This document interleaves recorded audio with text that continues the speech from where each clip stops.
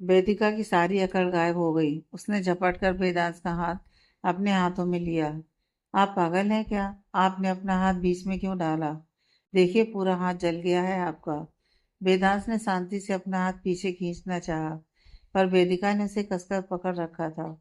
उसने अपनी नजरें ऊपर की और वेदांत को देखा। उसकी आंखों में दर्द था, पर उससे ज्यादा एक अजीब सा सुकून था कि वेदिका सुरक्षित है। वेदांत ने धीमी आवाज में कहा, अगर ये तुम्हारी नीली ड्रेस पर गिरता तो इसके दाग कभी नहीं जाते, और अगर तुम्हारे चेहरे पर गिरता तो मैं ये बर्दाश्त नहीं कर पाता। वेदिका का दिल एक पल के लिए धड़कना भूल गया। उसने कभी सपने में भी नहीं सोचा था कि जो इंसान उसे एक सामान की तरह खरीद कर यहाँ लाया है, वह उसे बचाने के लिए खुद को चोट पहुंचाएगा।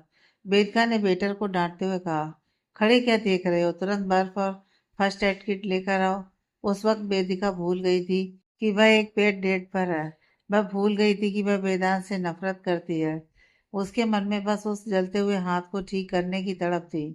बेटर कांपते हाथों से फर्स्ट एड किट बॉक्स लेकर मेज पर रखकर आनन फानन में वहां से हट गया। कमरे में अब सिर्फ हीटर की सरसराहट और बाहर गिरती बर्फ की आवाज थी। वेदांत अपनी कुर्सी पर साथ बैठा था। उसका जला हुआ हाथ मेज पर था, जिसकी त्वचा अब लाल होकर उभरने लगी थी। वेदिका ने बिना एक पल गवाए बॉक्स खोला। उसने धीरे से वेदांत की शर्ट की आस्तीन को ऊपर मोड़ा। जब उसका ठंडा हाथ वेदांत की जलती हुई खाल से छुआ तो वेदांत के शरीर में एक सिहरन दौड़ गई। वेदिका ने क्रीम निकालते हुए कहा, इतनी भी क्या जल्दी थी? मैं पीछे हट सकती थी। आपने काम का अपना हाथ जला लिया। उसकी आवाज में अब वह पहली वाली कड़वाहट नहीं थी, बल्कि एक अनजानी फिक्र थी। वेदांत ने उसे गौर से देखते हुए कहा, कुछ चीजें इतनी तेजी से होती हैं कि सोचने का वक्त नहीं मिलता, मिस कश्यप। और वैसे भी मुझे चोट सहने की आदत है। वेदिका ने बहुत ही कोमलता से उसके जख्म पर मलहम लगाना शुरू किया। वह इतनी सावधानी बरत रही थी कि जैसे जरा सी भी लापरवाही वेदांत को और तकलीफ दे देगी। वह बीच बीच में फूंक मारकर जलन कम करने की कोशिश कर रही थी। वेदिका को इतना करीब और इतना अपनापन दिखाते देख वेदांत की आंखों में एक अलग ही चमक आ गई। वह भूल गया था कि उसका हाथ जल रहा है। उसकी नजर तो सिर्फ वेदिका के झुकते हुए चेहरे और उसकी फिक्रमंद आंखों पर टिकी थी। वेदिका ने मरहम लगाते हुए अचानक पूछा, दर्द हो रहा है? वेदांत ने हल्की मुस्कान के साथ जवाब दिया, अब नहीं। शायद तुम्हारे हाथों में कोई जादू है, या फिर इस मरहम में। वेदिका ने नजरें उठाकर उसे देखा। दोनों की आंखें एक दूसरे में उलझ गईं। इस बार वेदिका ने अपनी नजरें चुराई नहीं। उसे एहसास हुआ कि ये वही इंसान है जिसे वह अब तक सिर्फ एक घमंडी रईस समझ रही थी। लेकिन उसने बिना सोचे समझे उसके लिए खुद को चोट पहुंचाई। वेदिका ने पट्टी बांधते हुए धीरे से कहा, शुक्रिया मुझे बचाने के लिए। वेदांत ने अपना दूसरा हाथ मेज पर रखा और झुककर बोला, शुक्रिया मत कहो। बस ये याद रखना कि मैं जो चाहता हूँ उसे हर कीमत पर सुरक्षित रखना जानता हूँ। उसकी बात में एक गहरा मतलब छिपा था, जिसे सुनकर वेदिका का दिल एक पल के लिए तेजी से धड़का। उसने पट्टी की आखिरी गांठ बांधी और पीछे हट गई। थोड़ी देर तक वहां खामोशी छाई रही। बस बाहर गिरती बर्फ की हल्की आवाज सुनाई दे रही थी। वेदांत अपनी पट्टी बांधे हाथ को देख रहा था और वेदिका अपनी उंगलियों को आपस में फंसाए बैठी थी। अब नफरत की वह तीखी दीवार थोड़ी कम ऊंची लग रही थी। वेदांत अपनी कुर्सी पर टिका हुआ था। उसकी आंखें अभी वेदिका के चेहरे को पढ़ रही थी। वेदिका को उसकी खामोश नजरों से एक अनजानी घबराहट होने लगी। रात का सन्नाटा और गहरा हो गया था। वेदिका के मन में घर लौटने की छटपटाहट साफ दिख रही थी। उसे लग रहा था कि जितनी देर वह यहाँ रुकेगी, वेदांत की शख्सियत उसे उतना ही उलझा देगी। वेदिका ने वेदांत से कहा, मिस्टर चौहान, अब बहुत देर हो चुकी है। मैं अब और यहाँ नहीं रुक सकती। मुझे अभी इसी वक्त अपने घर जाना है। मेरा यहाँ रुकना अब ठीक नहीं है। वेदिका की आंखों में अपने घर लौटने की जल्दी थी। शायद वह उस नए एहसास से डर रही थी जो वेदांत की फिक्र देखकर उसके मन में जागा था। वेदिका की बात सुनकर वेदांत ने जवाब दिया, ठीक है, अगर तुम जाना चाहती हो तो तुम घर जा सकती हो। मुझे जबरदस्ती किसी को रोकने का शौक नहीं है, लेकिन जाने से पहले हमें हमारी अगली डेट का वक्त तय करना होगा। सौदा अभी पूरा नहीं हुआ है, मिस कश्यप। वेदिका ने एक पल के लिए सोचा। वह चाहती थी कि यह सब जल्दी से जल्दी खत्म हो जाए। वेदिका ने वेदांत से पूछा, ठीक है बताइए, अब हमें अगली डेट पर कब मिलना है, कहाँ और किस वक्त आना होगा मुझे। मैं चाहती हूँ कि हम यह सौदा जल्द पूरा करें। वेदिका को लगा था कि वेदांत उसे कल ही बुलाएगा, लेकिन वेदांत के जवाब ने उसे हैरान कर दिया।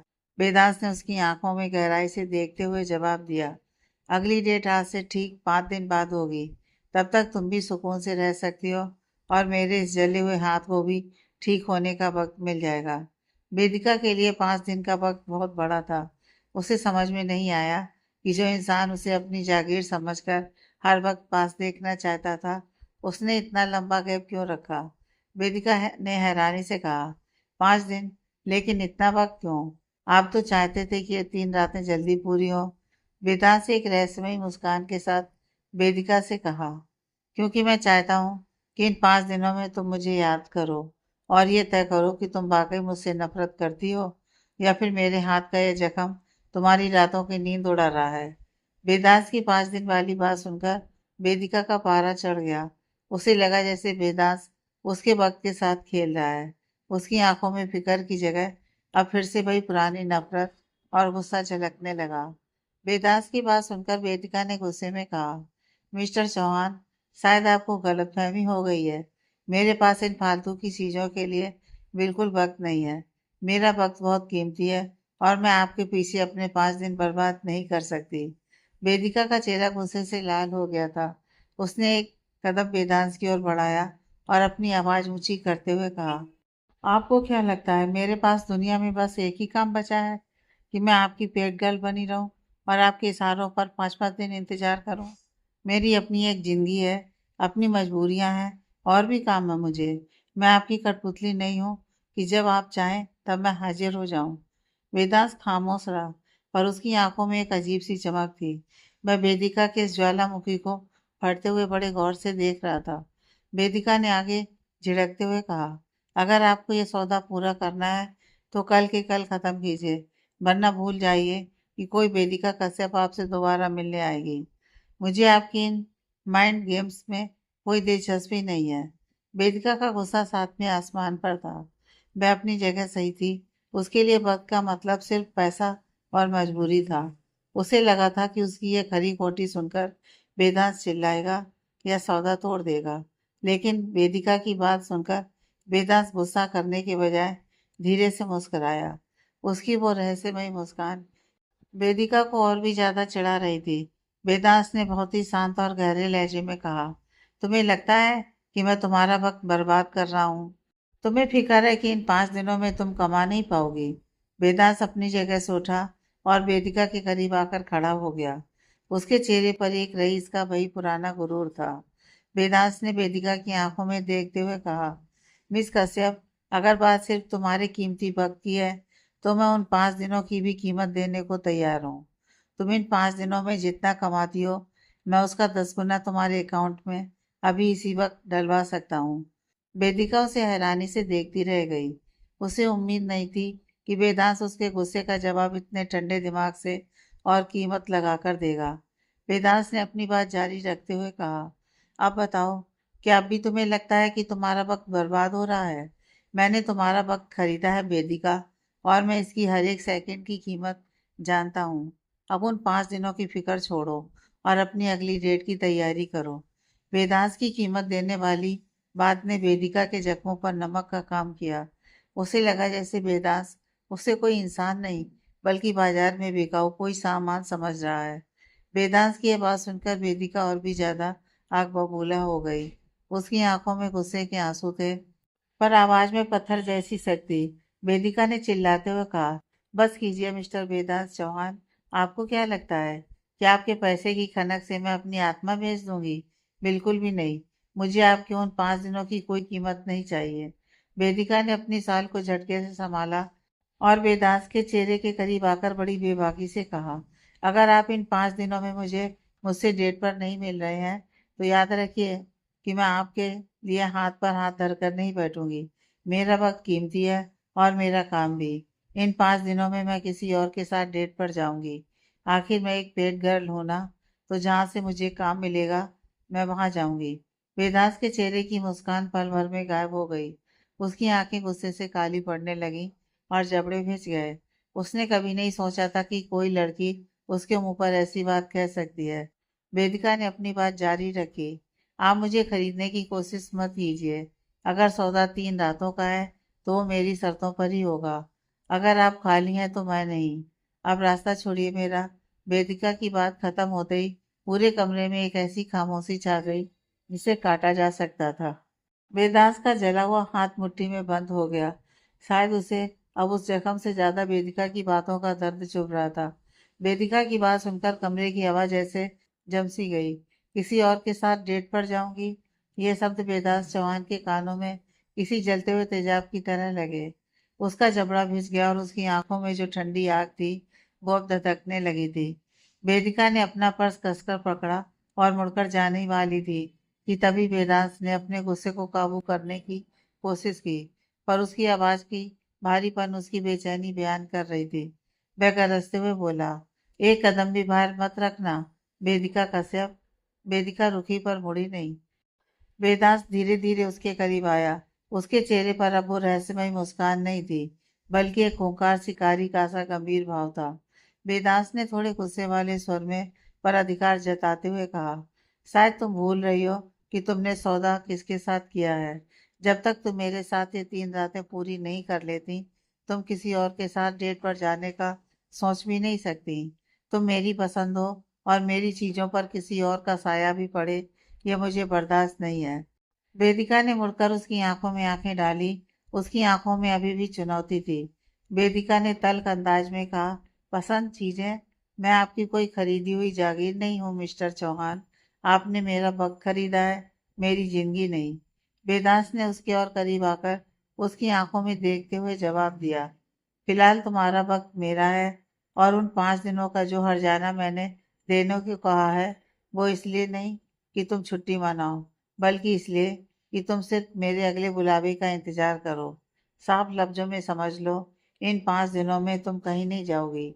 ये मेरी जिद है और मेरा हुक्म भी। वेदिका को समझ आ गया था कि उसने वेदांत की सबसे कमजोर नस दबा दी है, उसका अहंकार। वेदांत उसे जाने तो दे रहा था, पर एक ऐसी जंजीर के साथ जिसे तोड़ना वेदिका के लिए आसान नहीं होने वाला था। वेदांत के हुक्म ने वेदिका के अंदर जैसे सब कुछ झकझोर कर रख दिया था। उसे समझ में नहीं आ रहा था कि ये इंसान उसे अपनी जागीर क्यों समझ रहा है। कमरे का सन्नाटा उसे अब डराने लगा था। वेदिका ने एक बहुत गहरी सांस ली और उसकी आंखों में देखते हुए थोड़ा परेशान होकर कहा, आखिर आपकी मुझसे क्या दुश्मनी है मिस्टर चौहान? क्यों आप मुझे इतना टॉर्चर कर रहे हैं? पहले आपने मुझे अपनी शर्तों पर यहाँ आने के लिए मजबूर किया, और अब आप मेरे उन दिनों पर भी अपना हक जता रहे हैं जब मैं आपके साथ नहीं हूँ। वेदिका की आवाज में अब गुस्सा कम और एक गहरी थकान और बेबसी ज्यादा थी। उसकी आंखें थोड़ी नम होने लगी थी। वेदिका ने अपनी बात जारी रखते हुए कहा, एक लड़की की मजबूरी का इतना फायदा उठाना क्या एक रईस आदमी को शोभा देता है? कभी आप रक्षक बन जाते हैं, कभी जख्म सहते हैं, और फिर अचानक इतने पत्थर दिल कि मुझे एक इंसान तक नहीं समझते। क्यों मुझे इस तरह मानसिक रूप से परेशान कर रहे हैं आप? वेदिका का चेहरा उसकी मानसिक पीड़ा को साफ बयान कर रहा था। वह इस घुटन से बाहर निकलना चाहती थी। वेदांत उसे खामोशी से देखता रहा। उसकी आंखों में वेदिका के आंसू देखकर एक पल के लिए नरमी आई, लेकिन उसने उसे तुरंत छिपा लिया। उसने अपना हाथ जिस पर पट्टी बंधी थी थोड़ा हिलाया और खिड़की की तरफ मुड़ गया। वेदांत ने धीमी मगर सख्त आवाज में कहा, इसे तुम टॉर्चर कर रही हो वेदिका? मैंने तो बस अपना अधिकार जताया है। जिस दिन मैं टॉर्चर करने पर उतरा, उस दिन तुम यहाँ खड़े होकर सवाल करने लायक भी नहीं बचोगी। और रही बात इन 5 दिनों की, तो ये मेरी जिद है और मेरी जिद का कोई क्यों नहीं होता। वेदिका को समझ आ गया था कि इस इंसान से बहस करना बेकार है। वह जितनी कोशिश करती उसे समझाने की, वह उतना ही उलझता जा रहा था। उसे बस अब वहां से निकलना था, इससे पहले कि वह उसके सामने रो पड़े। वेदिका को अब अपनी हार साफ नजर आ रही थी। वह जानती थी कि वेदांत जैसे जिद्दी इंसान से जीतना मुमकिन नहीं है। उसे बस अब उस दमघोटू माहौल से बाहर निकलना था और अपने घर की सुकून भरी दीवारों के पीछे छुप जाना था। वेदिका ने एक लंबी और ठंडी सांस ली। उसने अपनी आंखें बंद की और हार मानते हुए परेशान होकर वेदांत से कहा, ठीक है मिस्टर चौहान, मैं आपकी ये शर्त मानने को तैयार हूँ। मैं इन 5 दिनों में किसी और से नहीं मिलूंगी और ना ही किसी और डेट पर जाऊंगी। बस अब और नहीं, मैं अब और बहस नहीं करना चाहती। प्लीज मुझे अब घर जाने दीजिए। वेदिका की आवाज में एक अजीब सी टूटन थी। वह उस इंसान के सामने और कमजोर नहीं पड़ना चाहती थी। वेदांत ने उसकी ओर देखा। उसे लगा था कि वेदिका और लड़ेगी, पर उसकी इस अचानक हार ने वेदांत को भी एक पल के लिए खामोश कर दिया। वेदिका ने अपना सिर झुकाया और बुझी हुई आवाज में कहा, मैंने आपकी हर बात मान ली है। आपकी चोट की पट्टी कर दी, आपकी शर्त मान ली। अब तो मुझे घर जाने की इजाजत है ना, या अभी भी कोई कीमत चुकानी बाकी है? वेदांत ने अपनी जेब से कार की चाबियां निकाली। उसकी आंखों में एक अजीब सा एहसास था। जीत का सुकून था। वेदिका को दुखी देखकर कोई अनजाना दर्द ये कह पाना मुश्किल था। कांच के उस आलीशान घर में खामोशी पसर गई थी। वेदांत की इन 5 दिन वाली जीत के आगे वेदिका ने हार तो मान ली थी, पर वह अपनी आजादी का एक हिस्सा बचाए रखना चाहती थी। उसे डर था कि अगर वेदांत उसके घर तक गया तो उसकी जिंदगी के बचे कुचे राज भी उसके सामने खुल जाएंगे। वेदिका ने एक गहरी सांस ली और हिम्मत जुटाकर वेदांत से कहा, ठीक है मिस्टर चौहान, मैं आपकी ये 5 दिन वाली शर्त मानने को तैयार हूँ। इन 5 दिनों में मैं ना किसी और से मिलूंगी और ना ही किसी और के साथ डेट पर जाऊंगी। लेकिन मेरी भी एक शर्त है। वेदांत ने अपनी भौहें से कोड़ी और बड़ी दिलचस्पी से उसकी ओर देखा, जैसे पूछ रहा हो कि अब ये नया मोड़ क्या है। वेदिका ने अपनी बात जारी रखते हुए कहा, मैं ये शर्त तभी मानूंगी जब आप मुझे मेरे घर अकेली जाने देंगी। आप मुझे छोड़ने मेरे घर तक नहीं आएंगे। मैं यहाँ अपनी मर्जी से आई थी और मैं वापस भी अपने ही तरीके से जाना चाहती हूँ। क्या आपको ये मंजूर है?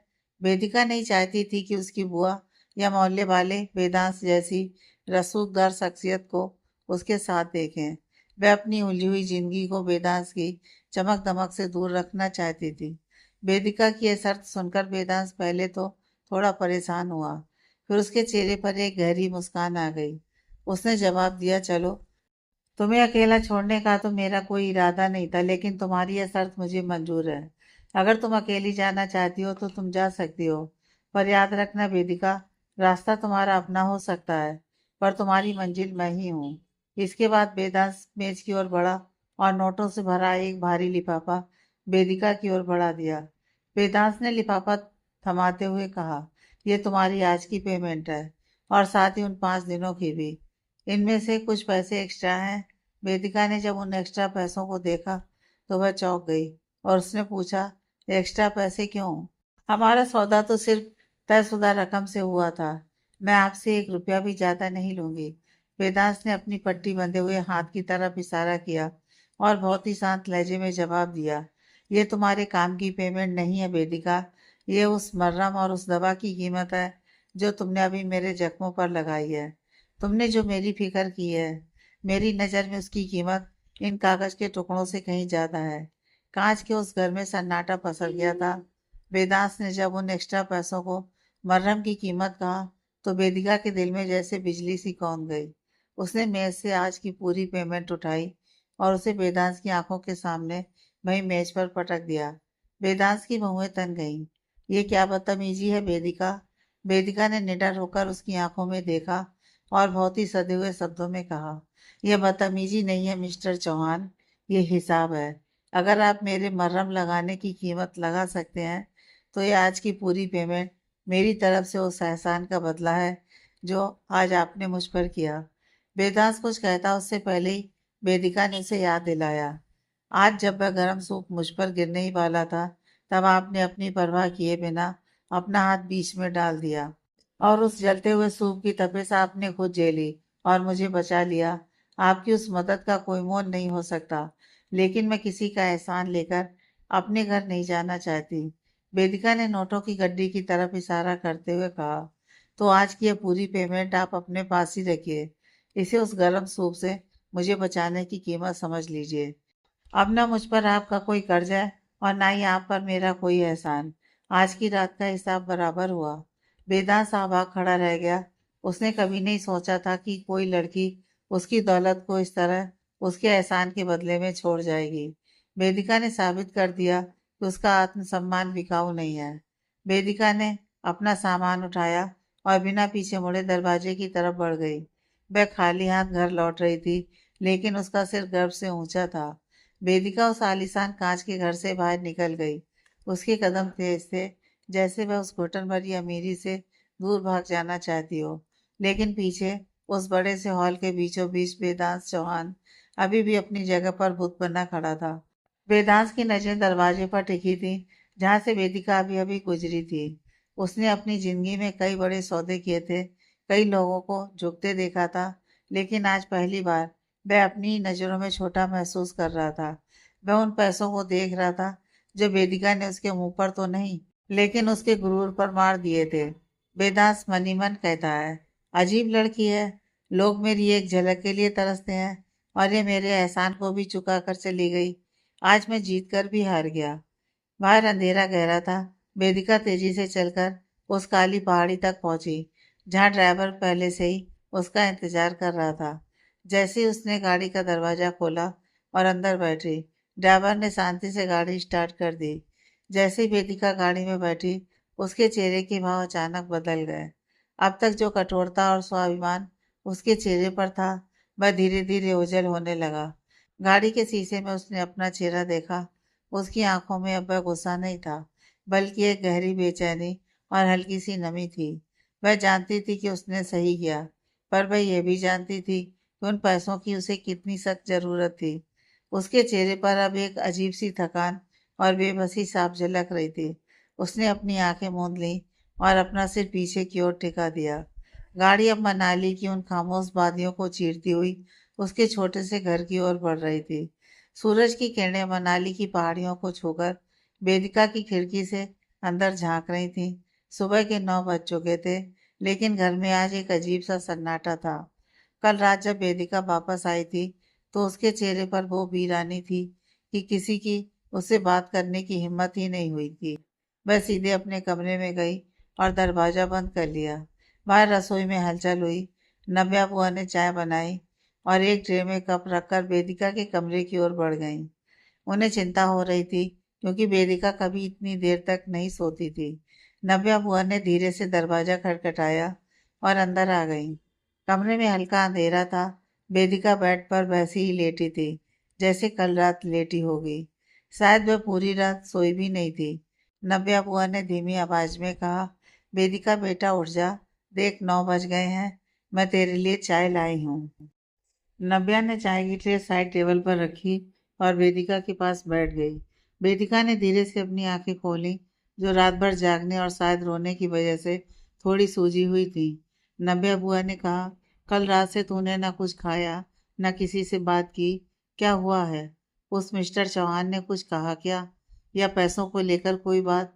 बुआ की बात सुनते ही वेदिका के दिमाग में कल रात का वो मंजर घूम गया, जब उसने वेदांत के सामने पैसे पटक दिए थे। उसका दिल फिर से भारी हो गया। उसे पता था कि बुआ की उम्मीदें उन पैसों पर टिकी हैं, पर वह अपना जमीर बेचकर वो पैसे नहीं रख सकती थी। वेदिका ने करवट बदलते हुए भारी आवाज में कहा, बुआ बस आज थोड़ी थकान ज्यादा है, मन नहीं कर रहा बाहर आने का। नव्या बुआ ने उसके सिर पर हाथ फेरा। उन्हें अंदाजा हो गया था कि कुछ तो बड़ा हुआ है, पर उन्होंने ज्यादा सवाल नहीं किए। नव्या बुआ, अच्छा पहले ये चाय पी ले, खाली पेट मत रह, मैं नाश्ता बनाती हूँ, तू फ्रेश होकर आ जा। दूसरी तरफ मनाली की पहाड़ियों पर स्थित अपने आलीशान पेंट हाउस में वेदांत चौहान बिल्कुल अकेला था। सूरज की रोशनी उसके कांच के कमरों में फैली हुई थी, लेकिन उसके मन का अंधेरा कम नहीं हो रहा था। वेदांत अपने हाथ की पट्टी को देख रहा था, जिसे कल रात वेदिका ने बड़े ही सलीके से बांधा था। फिर उसकी नज़र मेज पर रखी उन नोटों की गड्डियों पर पड़ी। वही पैसे जिन्हें वेदिका ने हिसाब बराबर करने के नाम पर उसके मुंह पर तो नहीं, पर उसके आत्मसम्मान पर दे मारा था। वेदांत ने एक गहरी सांस ली और कुर्सी पर पीछे की ओर झुक गया। उसने अपनी जिंदगी में हजारों लड़कियों को देखा था, जो उसकी दौलत के एक इशारे पर झुक जाती थी, पर वेदिका वह अलग थी। वेदांत ने खुद से बड़बड़ाते हुए कहा, पागल लड़की, इतनी हिम्मत! अपनी सेल्फ रिस्पेक्ट बचाने के बदले उसने अपनी 5 दिनों की मेहनत की कमाई छोड़ दी। लोग यहाँ एक एक रुपए के लिए अपना ईमान बेच देते हैं और उसने अपनी सेल्फ रिस्पेक्ट बचाने के लिए पैसे ठुकरा दिए। वह बार बार उन पैसों को देख रहा था। वे पैसे अब उसे कागज के टुकड़ों से ज्यादा कुछ नहीं लग रहे थे। पहली बार बेदास चौहान को लगा कि उसके पास मौजूद करोड़ों की दौलत भी छोटी पड़ गई है। बेदास की आंखों के सामने बार बार बेदी का कब्र चेहरा आ रहा था जब वह गाड़ी में बैठने के लिए मुड़ी थी। उस समय उसकी आंखों में गुस्सा नहीं बल्कि एक अजीब सा सुकून था। वेदांत को रह रहकर वही ख्याल आ रहा था कि क्या वह वाकई इतनी अमीर है कि उसे इन पैसों की जरूरत नहीं थी, या वह इतनी स्वाभिमानी है कि भूख से लेगी पर झुकना पसंद नहीं करेगी। उसे कल रात उस गर्म सूप वाला वाकया याद आया। उसने हाथ जलाया था उसे बचाने के लिए और उसने उसका मोल चुका दिया। वेदांत ने खुद से ही कहा, तुमने हिसाब बराबर तो कर दिया वेदिका, पर तुमने मुझे एक ऐसी कशमकश में छोड़ दिया है जिससे निकलना मेरे लिए मुश्किल है। उसने गुस्से में अपनी मुट्ठी भींची। उसे आदत नहीं थी कि किसी के बारे में इतना सोचने की, पर आज उसका हर विचार सिर्फ वेदिका के इर्द गिर्द घूम रहा था। वेदांत अभी भी अपनी खिड़की के पास खड़ा उन पैसों को देख ही रहा था कि कमरे के दरवाजे पर हल्की सी दस्तक हुई। अंदर आ जाओ, वेदांत ने बिना मुड़े भारी आवाज में कहा। अंदर उसका भरोसेमंद सेक्रेटरी संजीव आया। संजीव सालों से वेदांत के साथ था और जानता था कि जब उसका बॉस इस तरह खामोश खिड़की से बाहर देखता है तो उसके दिमाग में कोई बड़ा तूफान चल रहा होता है। संजीव, सर आपने बुलाया। धर्मशाला वाली मीटिंग की तैयारी हो गई है? चार्टर्ड प्लेन तैयार है? वेदांत धीरे से मुड़ा। उसकी आंखों में एक अजीब सी चमक थी, एक ऐसी योजना जो बिजनेस से जुड़ी हुई नहीं थी। वेदांत ने कहा, सुनो संजीव, मैं अगले 3 दिनों के लिए धर्मशाला जा रहा हूँ, लेकिन पीछे से तुम्हें एक बहुत जरूरी काम सौंप रहा हूँ। संजीव ने डायरी निकाली। उसे लगा कोई नई डील होगी, लेकिन वेदांत के अगले शब्दों ने उसे हैरान कर दिया। वेदांत ने गंभीर स्वर में कहा, तुम यहीं मनाली में रुकोगे। तुम्हें वेदिका का ख्याल रखना है। उसे पता नहीं चलना चाहिए, लेकिन मुझे उसके पल पल की खबर चाहिए। वह कहाँ जा रही है, किससे मिल रही है, घर में कोई परेशानी तो नहीं है। हर छोटी से छोटी डिटेल मुझे धर्मशाला में मिलनी चाहिए। संजीव को अपने कानों पर यकीन नहीं हुआ। वही वेदांत जो लड़कियों को अपनी उंगलियों पर नचाता था, आज एक लड़की के लिए इतना फिक्रमंद था कि उसके पीछे अपना सबसे काबिल सेक्रेटरी छोड़ रहा था। संजीव ने कहा, लेकिन सर, धर्मशाला की मीटिंग में आपकी मदद के लिए मुझे साथ होना चाहिए था। उसकी ये बात सुनकर वेदांत ने तेज आवाज में कहा, मीटिंग मैं संभाल लूंगा संजीव। फिलहाल मेरे लिए ये जानना ज्यादा जरूरी है कि वह लड़की बिना पैसों के अपना घर कैसे चला रही है। उसका स्वाभिमान उसे कब तक रोकता है, यह मुझे देखना है। जाओ, अभी से काम पर लग जाओ। संजीव ने सिर झुकाया और बाहर निकल गया। वेदांत ने एक बार फिर उन पैसों को देखा और बुदबुदाया, तुम मुझसे दूर रहकर भी मेरे ही साए में रहोगी वेदिका। वेदिका का घर। दोपहर की गुनगुनी धूप मनाली के आंगन में फैली हुई थी। घर के किनारे एक छोटी सी लकड़ी की बेंच पर वेदिका बैठी थी। उसने आज अपने बाल खुले छोड़ रखे थे जो उसकी पीठ पर लहरा रहे थे। घर के साधारण से ढीले ढाले कपड़ों में वह किसी राजकुमारी से कम नहीं लग रही थी। बिना किसी बनावट के बिल्कुल शांत। उसकी आंखों में एक अजीब सा खालीपन था, जैसे वह धूप की गर्माहट में अपनी रात की कड़वाहट को पिघलाने की कोशिश कर रही हो। तभी एक छोटा सा लड़का दौड़ता हुआ आया। उसके हाथ में फूलों का एक बहुत ही शानदार बुके था। दीदी, ये आपके लिए है, लड़के ने मासूमियत से कहा। वेदिका चौंक गई। मेरे लिए? किसने भेजा? लड़के ने बस कंधे उचकाए और चला गया। वेदिका ने उन ताजा फूलों को देखा जिनकी महक पूरे आंगन में फैल गई थी। फूलों के बीच एक छोटा सा कार्ड था। जैसे उसने उसे खोला और उस पर लिखी लाइन पढ़ी, हिसाब बराबर करने की इतनी जल्दी क्या थी, कुछ चीजें उधार ही अच्छी लगती हैं। कार्ड पढ़ते ही वेदिका की आंखों की चमक धधकते गुस्से में बदल गई। उधार अच्छी लगती है? वाह मिस्टर चौहान, आपकी हिम्मत कैसे हुई? वेदिका ने दांत पीसते हुए कहा। उसने इधर उधर देखा। पास ही पड़ोस की बकरी खूंटे से बंधी घास चरने की नाकाम कोशिश कर रही थी। वेदिका झटके से उठी, उस आलीशान बुके को उठाया और बिना एक पल सोचे उस बकरी के सामने पटक दिया। वेदिका तल्ख आवाज में, खा ले, कम से कम किसी का तो भला हो। वैसे भी इन फूलों में उस इंसान के घमंड की बदबू आ रही है। बकरी बड़े मजे से उन फूलों को चबाने लगी। वेदिका ने हाथ झाड़े, अपना सिर ऊंचा किया और बड़े टसन के साथ अपने बाल पीछे झटकती हुई घर के अंदर चली गई। उधर धर्मशाला एयरपोर्ट पर वेदांत अभी अभी लैंड हुआ था। उसके फोन पर संजीव के भेजे हुए संदेशों की बाढ़ आ गई थी। पहली तस्वीर वेदिका धूप में बैठी हुई बेहद सुंदर और मासूम, जिसे देखकर वेदांत मुस्कुराया। दूसरी तस्वीर बुके पकड़े हुए हैरान वेदिका। वेदांत को लगा उसका प्लान काम कर गया। वीडियो, वेदिका का कार्ड पढ़ना, चेहरा गुस्से से लाल होना और फिर बकरी को फूल खिला देना। वेदांत का प्राइवेट जेट के रनवे पर ही कदम रुक गए। वीडियो में साफ दिख रहा था कि वेदिका ने उसके महंगे तोहफे को बकरी का चारा बना दिया है। यह देखकर वेदांत सन रह गया, पर अगले ही पल उसके चेहरे पर तीखी मुस्कान छा गई। यह गुस्सा नहीं था, यह उस शिकारी की मुस्कान थी जिसे अपनी पसंद का चुनौतीपूर्ण शिकार मिल गया हो। धर्मशाला की वादियों में स्थित चौहान मेंशन किसी महल से कम नहीं लग रहा था। कांच और कंक्रीट का यह आधुनिक नमूना रात की रोशनी में जगमगा रहा था। मेंशन के अंदर का इंटीरियर इतना शानदार था कि कोई भी पहली बार देखकर अपनी पलकें झपकाना भूल जाए। ऊंची छतें, इटालियन मार्बल और दीवार पर सजी बेशकीमती पेंटिंग्स मिस्टर चौहान की रईसी और रुतबे की गवाही दे रही थी। माहौल किसी हाई प्रोफाइल शादी के सेट जैसा था। मिस्टर चौहान ने पूरी बिसात बिछा रखी थी। उनके दोस्त बिजनेस टाइकून ठाकुर जय सिंह अपनी बेटी काव्या और पूरे खानदान के साथ पधारे थे। काव्या को देखकर ही लग रहा था उसे कंट्रोल करना कितना आसान होगा। वह सिर झुकाए, हाथ में जूस का गिलास पकड़े सहमी सी बैठी थी। मिस्टर चौहान को ऐसी बहू चाहिए थी जो सवाल ना पूछे, बस खानदान की साख बढ़ाए और उनके बिजनेस पार्टनरशिप को और मजबूत कर दे। तभी मेंशन के भारी दरवाजे खुले और वेदांत ने एंट्री ली। वेदांत का एटीट्यूड आज कुछ और ही था। डार्क चारकोल सूट, हाथ में महंगी घड़ी और चेहरे पर वो बेफिक्र मुस्कान जो किसी के भी पसीने छुड़ा दे। वह हॉल की तरह पैसे बढ़ा जैसे पूरा साम्राज्य उसी का हो। वेदांत का छोटा भाई ईशान जब तक मेहमानों को अटेंड कर रहा था, अपने बड़े भाई को देखकर सन रह गया। वेदांत आमतौर पर बहुत सीरियस रहने वाला इंसान था, लेकिन आज उसकी चाल में एक अजीब सी शरारत थी। वेदांत को देखकर ईशान ने मन ही मन कहा, भाई को आज क्या हुआ है? इनकी आंखों में यह चमक, आज चौहान मेंशन में कुछ तो फटने वाला है। वेदांत सीधा सोफे के पास पहुंचा। मिस्टर चौहान ने चहकते हुए कहा, आओ वेदांत, देखो ठाकुर साहब और उनका परिवार खास तुमसे मिलने आए हैं। और ये काव्या है। वेदांत ने काव्या को एक सरसरी नज़र से देखा, फिर उसने अपनी नजरें घुमाई और ठाकुर साहब के बेटे युवराज पर टिका दी। वेदांत ने एक लंबी सांस ली और सबके सामने युवराज की तरफ कदम बढ़ाए।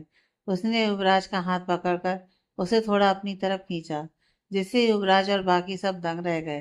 वेदांत ने गहरी और साफ आवाज में कहा, सॉरी डैड, काव्या जी बहुत अच्छी हैं, लेकिन सच कहूँ तो मेरा टेस्ट थोड़ा अलग है। मुझे काव्या नहीं, उनके भाई युवराज में ज्यादा दिलचस्पी है। Look at him, he is so hot. Vedant की यह बात सुनते ही हॉल में सन्नाटा छा गया। ईशान के हाथ से जूस का गिलास छूटकर नीचे गिर गया। मिस्टर चौहान का चेहरा सफेद पड़ गया और ठाकुर साहब की मूछें गुस्से से फड़कने लगी। ठाकुर साहब दहाड़ते हुए, ये क्या बेहूदगी है चौहान? तेरा बेटा सरेआम मेरे बेटे के बारे में ये क्या बकवास कर रहा है? उनको ऐसे गुस्से में देखकर वेदांत मासूमियत से कहा, अंकल इसमें गुस्सा होने वाली क्या बात है? युवराज तुम्हारी आंखें बहुत अट्रैक्टिव हैं। युवराज झटके से पीछे हटा और ठाकुर साहब ने चिल्लाकर कहा, चलो सब यहाँ से, ऐसी मॉडर्न और वाहियात सोच हमें नहीं चाहिए। ठाकुर साहब अपने पूरे परिवार को लेकर तूफान की तरह बाहर निकल गए। जैसे ही ठाकुर साहब और उनका परिवार किसी तूफान की तरह घर से बाहर निकला, चौहान मेंशन के आलीशान हॉल में एक डरावनी खामोशी छा गई। मिस्टर चौहान का चेहरा गुस्से से तमतमाकर काला पड़ चुका था। उन्होंने अपनी पूरी जिंदगी जिस साख और इमेज को बनाने में लगा दी थी, उसके अपने बेटे ने आज उसे एक पल में धूल में मिला दिया था। मिस्टर चौहान तेज कदमों से वेदांत की ओर बढ़े। उनके चलने की आहट से उनका गुस्सा साफ झलक रहा था। मिस्टर चौहान ने चिल्लाते हुए वेदांत से कहा, यह क्या था वेदांत? तुम्हारी हिम्मत कैसे हुई मेरा सिर सबके सामने नीचा करने की? क्या यही संस्कार दिए थे मैंने तुम्हें? वेदांश अपनी जगह पर अडिग खड़ा रहा। उसके चेहरे पर ना कोई डर था और ना ही कोई पछतावा। वह शांत था, जैसे उसे पता हो कि यही होने वाला था। वेदांश की चुप्पी उन्हें और गुस्सा दिला रही थी। इसलिए मिस्टर चौहान ने वेदांश को धमकाते हुए कहा, मेरी बात कान खोल कर सुन लो। अगर तुम अपनी इन वाहियात हरकतों से बाज नहीं आए और तुमने मेरी पसंद की लड़की से शादी नहीं की, तो मैं तुम्हें इस बिजनेस और इस घर से धक्के मार कर निकाल दूंगा। तुम्हें रास्ते पर आते देर नहीं लगेगी। ईशान पास ही खड़ा ये सब देख रहा था। उसे लगा कि वेदांत शायद अब कोई सफाई देगा या चिल्लाएगा, लेकिन वेदांत ने कुछ अलग ही किया। उसने अपने पिता की आंख में सीधे देखा। उसके चेहरे पर एक सरकास्टिक सी मुस्कान आई, एक ऐसी मुस्कान जिसमें चुनौती भी थी और बेपरवाही भी। उसने एक शब्द भी नहीं कहा। बिना किसी बहस के उसने बस एक छोटा सा सिर झुकाया, जैसे उनकी बात को इग्नोर कर रहा हो, और बड़े ही स्वैग के साथ पलटकर सीढ़ियों की तरफ बढ़ गया। उसके जूतों की आवाज़ हॉल में गूंज रही थी, जो मिस्टर चौहान के गुस्से को और भड़का रही थी। जैसे ही वेदांश अपनी नजरों से ओझल हुआ, मिस्टर चौहान ने अपनी रोलैक्स उतारकर मेज पर पटकी और सीधे अपने मिनी बार की तरफ बढ़ गए। उनके लिए यह सिर्फ एक रिश्ता टूटना नहीं था, बल्कि एक बहुत बड़ी बिजनेस डील का हाथ से निकल जाना था।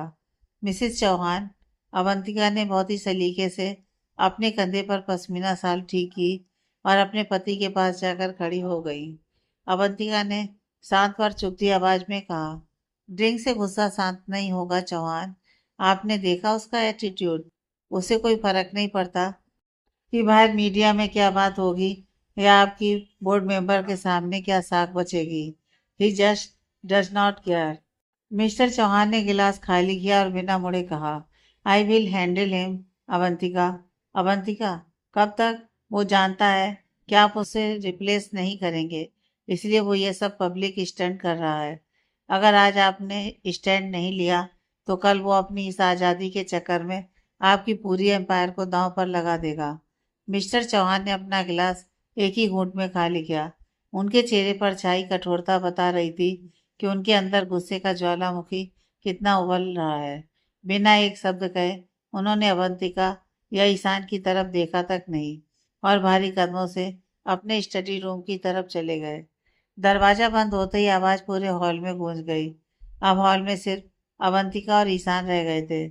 मिस्टर चौहान के जाते ही अवंतिका के चेहरे की बनावटी चिंता गायब हो गई और वहां एक ठंडी सोची समझी चमक आ गई। अब जाकर ईशान ने अपनी चुप्पी तोड़ी, जो तब से यह तमाशा होते हुए देख रहा था। उसने अपना सिर झटकते हुए कहा, मॉम सीरियसली, अभी आपने जो डैड के सामने परफॉर्मेंस दी है वो बहुत ही घटिया थी। आप भाई के खिलाफ उन्हें इतना क्यों भड़का रही हैं? अवंतिका ने बड़े आराम से सोफे पर अपनी जगह बनाई और अपने हाथ के हीरे को निहारते हुए बोली। अवंतिका ने सपाट आवाज में कहा, भड़काना? मैं तो बस तुम्हारे पापा को आईना दिखा रही थी। ईशान, वेदांत ने आज जो तमाशा किया है उसके बाद उसे सजा मिलना तय है। अपनी मम की बात सुनकर ईशान ने कहा, सजा या साजिश? आप जानती हैं कि भाई उस शादी के खिलाफ थे। उन्होंने बस एक रास्ता निकाला, पर आपने उसे ऐसे पेश किया जैसे वो कोई क्राइम हो। आप जानबूझकर डैड को उकसा रही हैं ताकि वो भाई को बिजनेस और घर से बेदखल कर दें। अवंतिका उठी और ईशान के पास आकर खड़ी हो गई। उनकी आंखों में ममता की जगह एक कैलकुलेटिव बिजनेस वूमन की शक्ति थी। अवंतिका ने कहा, तुझे सिर्फ अपने भाई की चिंता है, कभी अपने फ्यूचर के बारे में सोचा है? अगर सारा कंट्रोल और सारी पावर वेदांत के पास रही तो तू क्या करेगा? पूरी जिंदगी उसकी छाया में एक सेकंड इन कमांड बनकर रहेगा। ईशान ने अपनी माँ की बात सुन कहा, मम, मुझे उनके नीचे काम करने में कोई प्रॉब्लम नहीं है। वो मुझे सिखाते हैं, मेरा साथ देते हैं। ईशान की बात सुनकर अवंतिका ने चिढ़कर कहा, यही तो तेरी परेशानी है, तू बहुत भोला है। ईशान, अगर सब कुछ उसका हो गया तो तेरे हिस्से में सिर्फ बचा कुचा आएगा। आज जो दरार पड़ी है वो तेरे लिए एक मौका है। अगर आज वेदांत को साइडलाइन कर दिया जाए तो चौहान साम्राज्य की बागडोर तेरे हाथ में होगी। मैं ये सब तेरे लिए कर रही हूँ। अपनी ये बात सुनकर ईशान को बहुत गुस्सा आया। उसने कड़वाहट के साथ कहा, मेरे लिए या अपनी उस पुरानी दुश्मनी के लिए जो आप भाई से पाल कर बैठी हैं मॉम। अगर ये पावर भाई को गिराकर मिल रही है तो मुझे ऐसी गद्दी पर थूकना भी पसंद नहीं है। भाई को अगर आप लोग निकाल भी देंगे तब भी वो वेदांत चौहान ही रहेंगे, पर इस लालच में हम अपनी नज़रों में गिर जाएंगे। ईशान ने अपनी कार की चाबियां उठाई और बिना पीछे मुड़े वहां से निकल गया। अवंतिका के चेहरे पर अब भी वही बेफिक्र मुस्कान थी, जैसे उसे पता हो कि आज नहीं तो कल ईशान को उनकी बात समझ आ ही जाएगी। नेक्स्ट डे दोपहर का वक्त था। बाहर मनाली की वादियों में सन्नाटा पसरा हुआ था। सिर्फ परिंदों की चहचहाट सुनाई दे रही थी। घर के अंदर धूप के सुनहरे टुकड़े फर्श पर बिखरे थे। दादी आज बिस्तर पर टेक लगाकर बैठी थी और वेदिका बड़े प्यार से उन्हें दोपहर का खाना खिला रही थी। दादी ने वेदिका के चेहरे को बड़े गौर से देखा और एक ठंडी सांस भरी। दादी ने इमोशनल होकर कहा, तू बिल्कुल अपने पापा जैसी है वेदिका। बिल्कुल। सबका कितना ख्याल रखती है। तेरे पापा भी ऐसे ही थे, अपनी जान से ज्यादा अपनों की फिक्र करते थे। उन्होंने कितनी मेहनत से अपना वो छोटा सा साम्राज्य खड़ा किया था। रातों की नींद और दिन का चैन बेचकर उन्होंने वो रुतबा कमाया था। दादी की आवाज भारी हो गई, आंखों में आंसू तैरने लगे। दादी ने गुस्से और दुख के साथ कहा, लेकिन उस इंसान ने एक पल में सब कुछ छीन लिया, हमारी हंसी, हमारा घर और मेरे बेटे की जान भी। उसने न सिर्फ उसे मारा बल्कि उसकी बरसों की मेहनत को भी मिट्टी में मिला दिया। वेदिका का हाथ रुक गया। उसने निवाला वापस प्लेट में रखा और दादी का हाथ पकड़ लिया। उसे लगा कि आज दादी भावनाओं में बहकर वो सच बोल देंगी जो सालों से दबा हुआ है। वेदिका ने धीमी और गंभीर आवाज में कहा, दादी कौन था वो? किसने छीना हमसे हमारा सब कुछ? मुझे बताइए, उस रात में सच में क्या हुआ था? पापा को मारने वाला और हमारा एम्पायर छीनने वाला वो इंसान कौन था? दादी कुछ बोलने ही वाली थी कि तभी बुआ कमरे में दाखिल हुई। उनके चेहरे पर सख्त नाराजगी और खौफ साफ था। उन्होंने हाथ में पकड़ी चाय की केतली मेज पर पटकी। बुआ ने गुस्से से कहा, वेदिका ये क्या बदतमीजी है? तुझे कितनी बार मना किया है कि माँ से ये सब मत पूछा कर।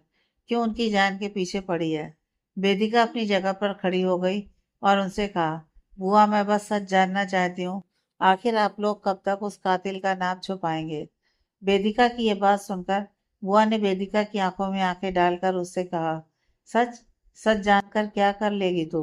वो लोग इतने ताकतवर हैं कि एक पल में हमें कुचल देंगे। तेरे पापा ने वो सब सहा ताकि तू और हम सुरक्षित रहें, और तू अपनी जिद में हमें सबको मौत के मुंह में धकेलना चाहती है। चुपचाप बाहर जा और ये सब भूल जा, वरना मुझसे बुरा कोई नहीं होगा। बुआ ने गुस्से में वेदिका को कमरे से बाहर जाने का इशारा किया। दादी डर के मारे चद्दर में सिमट गई। वेदिका वहां से बाहर तो निकल गई, लेकिन उसकी आंखों में अब आंसू नहीं बल्कि बदले की आग थी। उसे समझ आ गया था कि बुआ का गुस्सा दरअसल उनका डर है। धर्मशाला के चौहान मेंशन में शाम ढल रही थी। वेदांश अपने कमरे की हल्की रोशनी में कुर्सी पर बैठा हुआ था। उसका पूरा ध्यान हाथ में पकड़े फोन पर था। स्क्रीन पर वेदिका की एक धुंधली सी तस्वीर थी। वेदांश के चेहरे पर उस वक्त कोई भाव नहीं था, ना गुस्सा, ना प्यार, ना कोई सिकन। वह बस पत्थर की मूरत बना उसे देख रहा था। तभी कमरे का दरवाजा धड़धड़ाते हुए खुला। ईशान पूरी बेशर्मी के साथ बिना किसी आखट या नॉक के अंदर घुस आया। वेदांश ने झटके से फोन अपनी जेब में डाला और चेहरा ऐसा बनाया जैसे उसे बहुत तेज गुस्सा आया हो। वेदांश झूठा गुस्सा दिखाते हुए, ईशान तेरे माँ बाप ने तुझे जरा भी तमीज नहीं सिखाई? कितनी बार कहा है कि मेरे कमरे में बिना पूछे मत आया कर। ईशान पर इस डांट का रत्ती भर भी असर नहीं हुआ। वह मजे से उछलकर वेदांश के मखमली बिस्तर पर लेट गया और अपना सिर तकिए पर टिका लिया। ईशान ने मजे लेते हुए कहा, क्या भाई, कभी तो ये एंग्री मैन वाला मोड छोड़ दिया करो। कभी तो सॉफ्ट चॉकलेटी बॉय बनकर दिखाओ, वरना मुझे तो लगता है मुझे कभी भाभी मिलेंगी ही नहीं। पूरी जिंदगी आपकी अकड़ झेलनी पड़ेगी। वेदांत की त्योरियां चढ़ गईं। वह अपनी कुर्सी से उठा और ईशान की तरफ बढ़ा। तुझे भाभी चाहिए? अभी बताता हूँ तुझे। निकल यहाँ से, इससे पहले कि मैं तेरा सिर फोड़ दूँ। वेदांत ने उसे बिस्तर से उठाने के लिए हाथ बढ़ाया तो ईशान और भी पैर पसार कर बैठ गया। ईशान ने कहा, ठीक है चला जाऊंगा, पहले ये तो बताओ कि उस मनाली में ऐसी कौन सी चीज छुपा कर रखी है जो मुझे और इस पूरे बिजनेस को छोड़कर हर बार वहां भाग जाते हो। आखिर मामला क्या है? ईशान की आंखों में शरारत थी, जिसे देखकर वेदांश का पारा और चढ़ गया। उसने ईशान की टी शर्ट के पीछे से उसे पकड़ा और घसीटते हुए दरवाजे की तरफ ले जाने लगा। वेदांश दांत पीसते हुए कहा, तुझे बहुत पंचायत हो रही है ना? जा अपनी पढ़ाई कर, वरना मनाली तो क्या, तुझे कमरे से बाहर निकलना भी भारी पड़ जाएगा। वेदांत ने ईशान को हल्का सा धक्का देते हुए कमरे से बाहर निकाला। ईशान बाहर खड़ा होकर जोर जोर से हंसने लगा और चिल्लाकर बोला, भाई शर्माओ मत, अगली बार मैं भी मनाली चलूंगा वो चीज देखने। वेदांत ने धब से दरवाजा बंद कर दिया और अंदर मुड़कर खुद भी अपनी खींच पर एक छोटी सी मुस्कान नहीं रोक पाया। वह दोबारा अपनी कुर्सी पर बैठा और फोन निकालकर फिर से उसी तस्वीर को देखने लगा। रात के 12 बज रहे थे। पूरा मनाली सन्नाटे की गहरी चादर ओढ़े सोया हुआ था। वेदिका के पुराने घर की लकड़ी की दीवारें ठंड से चरचरा रही थी। वेदिका गहरी नींद में थी। तभी उसके सिराने रखे फोन की स्क्रीन जल उठी। सन्नाटे को चीरती हुई फोन की रिंगटोन किसी खतरे के सायरन जैसी लग रही थी। वेदिका झटके से उठकर बैठ गई। उसकी सांसें तेज थीं और माथे पर पसीना। उसने कांपते हाथों से फोन उठाया। स्क्रीन पर कोई नाम नहीं था, बस एक प्राइवेट नंबर चमक रहा था। उसने कॉल रिसीव किया। उसकी आवाज़ डर के मारे हलक में ही दब गई थी। हेलो। दूसरी तरफ से एक भारी, ठंडी और बेदर्द आवाज़ आई, जिसे सुनकर वेदिका का खून जम गया। आवाज़ फोन पर, वक्त खत्म हो गया है वेदिका। हमें लगा था तुम समझदार लड़की हो, पर तुम हमारे साथ खेल खेल रही हो। याद रखना, जिस चीज का सौदा तुमने हमसे किया है, अगर उसके बाकी पैसे अगले आधे घंटे में मुझे नहीं मिले तो अंजाम बहुत बुरा होगा। वेदिका का चेहरा सफेद पड़ गया। उसने डरते हुए अपने बिस्तर के पास रखे उस छुपाए हुए संदूक की तरफ देखा, जिसमें उसका वो सबसे बड़ा राज बंद था। वेदिका मिन्नतें करते हुए, मुझे मुझे थोड़ा और वक्त दीजिए। मैंने आधे पैसे दे दिए हैं, बाकी भी दे दूंगी। प्लीज, अभी आधी रात को मैं कहाँ से? आवाज में सख्ती दिखाते हुए कहा, मुझे तुम्हारी दलीलें नहीं सुननी। मैं तुम्हें आधे घंटे का वक्त दे रहा हूँ। पुराने पुल के पास पहुंचो। अगर तुम आधे घंटे में वहां नहीं आई तो याद रखना, मेरे आदमी तुम्हारे घर के अंदर होंगे। और तुम्हारी वो बूढ़ी दादी, उनकी उम्र अब वैसे भी पूरी हो चुकी है ना? और उन्हें उठाने में हमें 1 मिनट भी नहीं लगेगा। वेदिका के हाथ से फोन छूटते छूटते बचा। उसकी आंखों में बेबसी और खौफ का सैलाब था। माफिया ने उसे कहीं का नहीं छोड़ा था। उसे समझ में नहीं आ रहा था कि वह आधे घंटे में इतने पैसों का इंतजाम कैसे करेगी, लेकिन अपनी दादी की जान बचाने के लिए उसके पास कोई और रास्ता नहीं था। उसने अपने आंसू पोंछे और फिर अपने बिस्तर के पास रखे उस रहस्यमयी संदूक की ओर देखा। उसके चेहरे पर मौत जैसा सन्नाटा छा गया। उसने कांपती उंगलियों से अपनी शॉल को ओढ़ा और दबे पांव अंधेरे में कमरे से बाहर की तरफ बढ़ी। मनाली की वो सर्द रात और भी खौफनाक लगने लगी थी। बाहर घना कोहरा था। कोहरे की सफेद चादर ने पूरे रास्ते को निगल लिया था। वेदिका अपने शॉल को कसकर लपेटे उस पुराने पुल की तरफ बढ़ रही थी। दूर कहीं पहाड़ियों से भेड़ियों के रोने की आवाज आ रही थी, जो रात के सन्नाटे को और भी डरावना बना रही थी। वेदिका का दिल हर कदम के साथ तेजी से धड़क रहा था। उसे लग रहा था कि जैसे वह खुद अपनी मर्जी से मौत के कुएं में उतर रही है। जैसे ही वह पुल के पास पहुंची, उसे 2 काली गाड़ियां खड़ी दिखी। गाड़ियों की हेडलाइट्स कोहरे को चीरती हुई सीधे वेदिका की आंखों पर पड़ रही थी। वह माफिया का बॉस तो नहीं था, पर उसके 3-4 खूंखार गार्ड्स हाथ में हथियार लिए खड़े थे। गार्ड्स सिगरेट का धुआं छोड़ते हुए, वक्त की पाबंद हो लड़की, निकालो पैसे, पूरे 2 लाख की कीमत बाकी है। वेदिका के हाथ कांप रहे थे। उसने हिम्मत जुटाकर अपनी धीमी आवाज में कहा, मेरे मेरे पास अभी पैसे नहीं है, प्लीज मुझे बस 3 दिन का वक्त दे दो। मैं कहीं से भी इंतजाम कर दूंगी। गार्ड जोर से हंसा, एक ऐसी हंसी जिससे वेदिका की रूह कांप गई। वह चलकर वेदिका के बिल्कुल करीब आया और उसके चेहरे पर धुएं का गुबार छोड़ते हुए उसे ऊपर से नीचे तक जलील भरी नजरों से देखने लगा। गार्ड, 3 दिन, यहाँ 3 सेकंड की मोहलत नहीं मिलती। और अगर पैसे नहीं है तो तुम जैसी जवान लड़की को तरीका पता होना चाहिए कि कर्जा कैसे उतारा जाता है। आज की रात मेरे साथ बिता लो। तुम्हारा यह सारा कर्जा मैं अपने बॉस को अपनी जेब से भर दूंगा। सौदा बुरा नहीं है, क्या कहती हो? उसकी गंदी बातों और बदबूदार सांसों ने वेदिका के अंदर के डर को अचानक गुस्से में बदल दिया। बिना एक पल सोचे वेदिका ने अपना हाथ तो हवा में लहराया और पूरी ताकत से उस गार्ड के गाल पर एक जोरदार थप्पड़ जड़ दिया। चटाक की आवाज पूरे सन्नाटे में गूंज गई। गार्ड का चेहरा एक तरफ झुक गया। सन्नाटा और गहरा हो गया। बाकी गार्ड्स की हंसी रुक गई। उस गार्ड ने धीरे से अपना हाथ अपने लाल होते गाल पर रखा। उसकी मर्दानगी को इस थप्पड़ ने बुरी तरह चोट पहुंचाई थी। उसकी आंखों में अब खून उतर आया था। गार्ड दांत पीसते हुए, तेरी इतनी औकात, एक मामूली सी लड़की की इतनी हिम्मत कि वह मुझे हाथ लगाए। अब तू पैसे नहीं अपनी इज्जत की भीख मांगेगी। उसने झटके से अपना हाथ वेदिका के बालों की तरफ बढ़ाया ताकि उसे घसीट सके। वेदिका ने डर के मारे अपनी आंखें कसकर बंद कर ली। वह पीछे हटने की कोशिश कर रही थी, पर उसे पता था कि वह घिर चुकी है। गार्ड का हाथ वेदिका के बालों को छूने ही वाला था कि तभी ठाए एक तेज और भयानक गोली की आवाज ने रात के सन्नाटे को चीर दिया। अगले ही पल उस गार्ड का शरीर बेजान होकर जमीन पर गिर पड़ा। उसके माथे के ठीक बीचों बीच एक छेद था। एक सटीक हेडशॉट।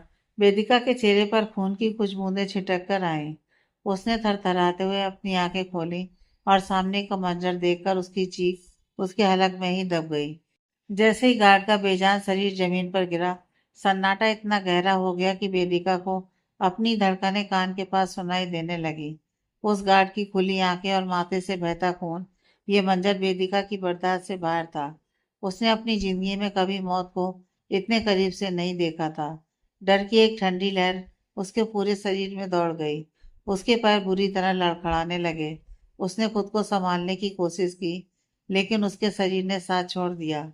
अपना बैलेंस खोते ही वह जमीन पर गिर पड़ी। गिरते वक्त उसका सर पुल के किनारे लगे लोहे की एक नुकीले कोने से जा टकराया। आह! वेदिका के मुंह से एक हल्की चीख निकली। उसके माथे के कोने से खून की एक पतली लकीर बहकर उसकी आंखों तक आने लगी। अभी वह होश संभालने की कोशिश कर ही रही थी कि कोहरे को चीरते हुए बेदास उसके पास पहुंचा। उसे जमीन पर गिरा देख बेदास का चेहरा खौफ और गुस्से के मिले जुले भाव से भर गया। वह तेजी से घुटनों के बल उसके पास बैठा। बेदास ने घबराहट में कहा, वेदिका, वेदिका मेरी तरफ देखो। उसका हाथ कांप रहा था जब उसने वेदिका के माथे से खून पोंछने की कोशिश की। जो बेदास हमेशा पत्थर जैसा सख्त रहता था, आज उसकी आवाज में एक अजीब सी बेबसी थी। उसने झटके से अपना कोट निकाला और वेदिका के कंधों पर डाल दिया। बेदास ने गहराई से कहा, तुमने ये क्या कर लिया? क्यों आई तुम यहाँ? वेदिका ने धुंधली नजरों से उसे देखा। उसे समझ में नहीं आ रहा था कि ये वेदांत की बाहों में खुद को सुरक्षित महसूस करे या डरे। चोट का दर्द और रात का वो खौफनाक मंजर उसकी आंखों के आगे अंधेरा छाने लगा। संजीव पीछे खड़ा बाकी गार्ड्स पर नजर रखे हुए था, लेकिन वेदांत को इस वक्त दुनिया में किसी और की फिक्र नहीं थी। उसने अपनी मजबूत बाहों में वेदिका को किसी कीमती चीज की तरह उठाया। वेदांत ने धीमे लेकिन सख्त आवाज में कहा, संजीव, गाड़ी निकालो। इसे अभी डॉक्टर की जरूरत है और यहाँ जो कुछ भी हुआ उसका एक भी निशान बाकी नहीं रहना चाहिए। वेदिका ने आखिरी बार उस गिरी हुई लाश को देखा और फिर अपनी आंखें बंद कर ली। उसे बस वेदांत की तेज धड़कनें सुनाई दे रही थी, जो शायद उसकी अपनी धड़कनों से भी ज्यादा तेज थी। गाड़ी मनाली के सुनसान सड़कों पर तेज रफ्तार में दौड़ रही थी। पीछे की सीट पर वेदांत बैठा था और वेदिका का सिर उसकी गोद में था। वेदिका मरी सी हालत में थी। उसकी आंखें बंद थीं, लेकिन दर्द की वजह से उसके चेहरे पर रह रहकर सिकन आ रही थी। गाड़ी चला रहे संजीव ने रियर व्यू मिरर में पीछे देखा और दबी आवाज में पूछा, सर, गाड़ी हॉस्पिटल की तरफ मोड़ूं या इनके घर छोड़ना है? वेदांत ने संजीव की बात सुनकर अपनी नजरें नीचे झुकाई और वेदिका के चेहरे को देखा। उसने बहुत ही कोमलता से उसके माथे के कोने पर लगी चोट को अपनी उंगलियों से छुआ।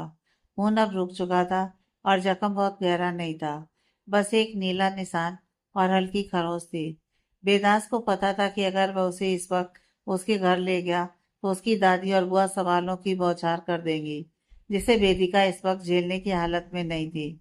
और सच तो यह था कि वह खुद भी उसे अपनी नजरों से दूर नहीं करना चाहता था। वेदांत ने गंभीर और ठंडी आवाज में कहा, कहीं नहीं संजीव, गाड़ी सीधे मेरे पेंट हाउस की तरफ ले चलो। संजीव थोड़ा हैरान हुआ, लेकिन उसने कुछ नहीं कहा और गाड़ी की रफ्तार बढ़ा दी। पूरी राह वेदांत की नजरें वेदिका के मासूम चेहरे पर टिकी रहीं। वह सोच रहा था कि यह लड़की जितनी सीधी दिखती है, उतने ही गहरे राज इसके पीछे छिपे हैं। उसने धीरे से वेदिका के बिखरे बालों को उसके चेहरे से हटाया। वेदिका ने बेहोशी की हालत में एक हल्की सी करवट ली और अनजाने में ही वेदांत की सर को अपनी मुट्ठी में कसकर पकड़ लिया, जैसे वह नींद में भी उसे खुद से दूर नहीं होने देना चाहती थी। वेदांत का दिल एक पल के लिए धड़कना भूल गया।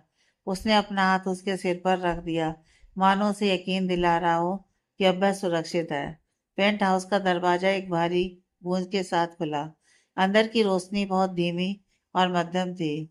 वेदांत वेदिका को अपनी बाहों में उठाए सीधे अपने मास्टर बेडरूम की तरफ बढ़ा।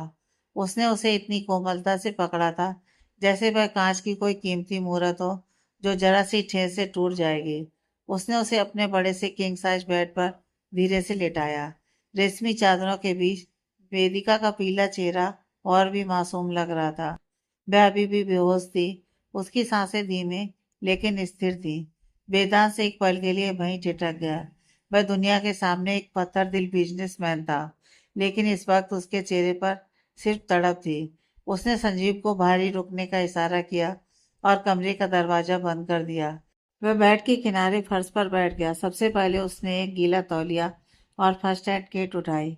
उसने बहुत ही सावधानी से वेदिका के माथे के कोने पर जमी खून की पपड़ी को साफ किया।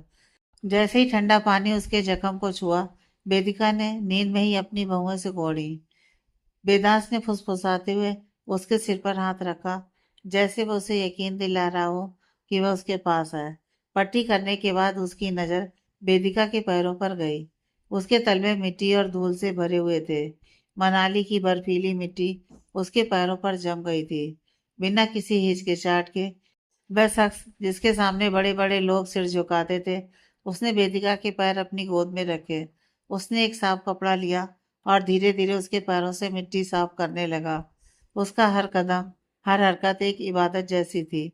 उसने उसके सैंडल उतार कर एक तरफ रखे और उसके ठंडे पड़ चुके पैरों को अपने हाथों की गर्माहट से सहलाया। उसने सोचा नहीं था कि वह लड़की उसकी जिंदगी में इस कदर हलचल मचा देगी। वेदिका ने हल्की सी करवट ली और धीरे से वेदांत की एक उंगली अपनी मुट्ठी में कैद कर ली। वेदांत मुस्कुराया नहीं, लेकिन उसकी आंखों में एक ऐसी चमक आई जो शायद पहली बार दिखी थी। काफी देर तक वेदांत वहीं फर्श पर बैठा वेदिका के साथ चेहरे को निहारता रहा। कमरे में केवल घड़ी की टिक टिक और वेदिका की हल्की सांसों की आवाज थी। अचानक वेदांत की नजर अपने खुद के कपड़ों पर गई। उसके महंगे सूट पर जगह जगह मिट्टी के दाग लगे थे और शर्ट पर वेदिका के माथे से गिरा खून सूख चुका था। यह उस खौफनाक रात की गवाही दे रहे थे। उसे अपने शरीर पर एक भारीपन महसूस हुआ। वह धीरे से फर्श से उठा। उसने बहुत सावधानी बरती कि उसके हिलने से वेदिका की नींद न टूट जाए। एक आखिरी बार उसने वेदिका को देखा, फिर अपनी शर्ट के बटन खोलते हुए बाथरूम की तरफ बढ़ गया। सावर के नीचे खड़े होकर जब गर्म पानी उसके शरीर पर गिरा, तो उसे थोड़ी राहत महसूस हुई, लेकिन पानी की आवाज के बीच भी उसका दिमाग उसी पुल वाले बाके पर अटका था। वह बार बार खुद से यही सवाल कर रहा था कि आखिर ये मासूम दिखने वाली लड़की किस आग से खेल रही है। लगभग आधे घंटे बाद वेदांत बाथरूम से बाहर निकला। उसने सिर्फ एक काले रंग का बाथरोब पहना था और उसके गीले बाल उसके माथे पर बिखरे थे। वह सीधे बेड की तरफ गया। वेदिका अभी भी सोई हुई थी, लेकिन अब उसका चेहरा पहले से थोड़ा बेहतर लग रहा था। वेदांत ने कमरे की लाइट्स और भी मध्यम कर दी और खुद पास के सोफे पर बैठ गया, अपनी नजरें वेदिका पर टिकाए हुए। उसे इंतजार था उसके जगने का और उन सवालों के जवाब का जो उसके सीने में दबे थे। सुबह की पहली किरण खिड़की के भारी पर्दों को चीरती हुई कमरे में आने की कोशिश कर रही थी। वेदांत रात भर सो नहीं पाया था। वह सोफे पर बैठा एक हाथ में अपना सिर थामे बेखबर सोई वेदिका को देख रहा था। कमरे में एक भारी सन्नाटा था, जिसे अचानक दरवाजे पर हुई एक हल्की और नपी तुली दस्तक ने तोड़ दिया। वेदांत धीरे से उठा और दरवाजा खोला। बाहर संजीव खड़ा था। उसके हाथ में कुछ कागजात थे और चेहरे के भाव बता रहे थे कि वह कोई मामूली खबर लेकर नहीं आया था। वेदांत धीमी लेकिन सख्त आवाज में, बोलो संजीव, क्या पता चला? वह आधी रात को सुनसान पुल पर उन दरिंदों के बीच क्या कर रही थी? वेदांत कमरे से थोड़ा बाहर निकला और दरवाजा सावधानी से आधा बंद कर दिया ताकि वेदिका की नींद में खलल न पड़े। उसकी आंखें थकान और गुस्से से लाल हो रही थी। संजीव ने एक लंबी सांस ली और अपनी रिपोर्ट पेश की। सर, बात और भी ज्यादा गंभीर है। वेदिका जी ने उन लोगों से एक गन खरीदी थी। वेदांत का गला सूख गया। क्या गन? यानी वो कल रात यहाँ गन लेने आई थी? नहीं सर, संजीव ने उसे टोकते हुए कहा। गन तो वो बहुत पहले ही ले चुकी है।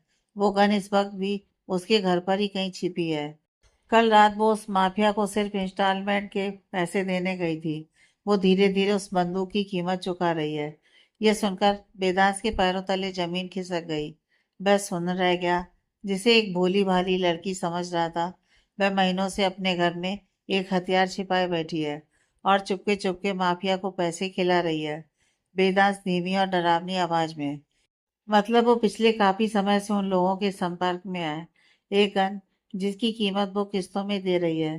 संजीव, आखिर उसे किसकी जान लेनी है? कौन है उसके निशाने पर? संजीव चुप रहा। उसके पास इस सवाल का कोई जवाब नहीं था। वेदांत ने पीछे मुड़कर बंद दरवाजे की ओर देखा।